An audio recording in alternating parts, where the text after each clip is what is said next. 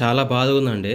ఎందుకంటే ఒక తల్లిదండ్రులుగా ప్రతిరోజు ఒక బాధని మేము ఫేస్ చేసుకుంటూ వస్తున్నాము. అదేందో ఈ వీడియో చూడండి. అప్పుడు మీకు అర్థమైద్ది.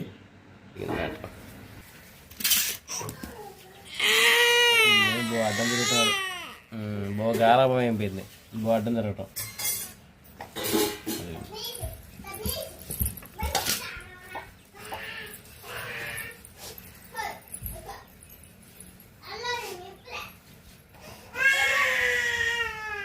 చూసారుగా, ఆ గుక్కపట్టే సమయంలో వాడైతే ఏడుస్తున్నాడని వాడు పట్టుదలతో ఏడుస్తున్నాడు, కానీ మాకైతే ఒక గుండె జారిపోయినట్టు, గుండె ఆగిపోయినట్టు అంత పరిస్థితి అవుతుంది ఆ గుక్క పడుతుంటే. వాడు దానికి ఆ తగ్గడానికి సొల్యూషన్ ఏందో మీరు కామెంట్ చేయండి, ఓకేనా?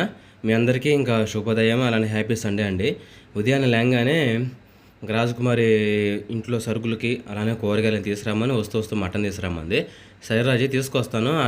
అది కాక ఈరోజు మట్ల ఆదివారం, మన దేవునికి కానుక ఇవ్వాలని చెప్పేసి 2 months పెట్టి అనుకుంటా ఉన్నాం కదా. ఒక 10,000 అయితే ఈరోజు దేవునికి కానుక ఇద్దామని చెప్పేసి, దేవుని పరిచయకి ఇంకా అలాంటి మీటింగ్స్ జరుగుతూ ఉన్నాయి కదా, సో ఇంకా ఇద్దాము దేవుని పరంగా. మనకి ఇస్తే మన దేవునిలే కదా ముందు రోజు జరిగేది అన్న ఉద్దేశంతో ఇంకా డబ్బులైతే విత్డ్రా చేసుకొని టైం వచ్చేసి ఇంకా 11 అయింది. నేను, నా కూతురు అలానే నా భార్య ఇంకా మందిరానికి వెళ్తే రెడీ అయ్యాము.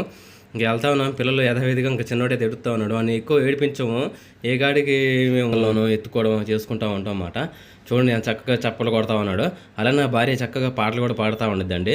ఆ పాటలు కూడా వినండి. అలానే ఇంకో కొత్త వాళ్ళు చూస్తే ఇంక మా ఛానల్లో చాలా వీడియోస్ ఉన్నాయండి. కుకింగ్స్, ఫ్రాంక్స్, అలానే క్యాంపింగ్స్, ఇలాంటివన్నీ మీకు నచ్చితే లైక్ అండ్ సబ్స్క్రైబ్ చేయండి. ఎందుకంటే ఇంకా 1 lakh సబ్స్క్రైబర్స్ దగ్గరలో ఉన్నాం మనం. మీరు సపోర్ట్ చేస్తారని అనుకుంటున్నాను. సరే, మా భార్య పాడే పాట అలానే నా కొడుకు చప్పలు కొట్టే విధానం చూడండి. అలానే ఒక లైక్ కొట్టండి.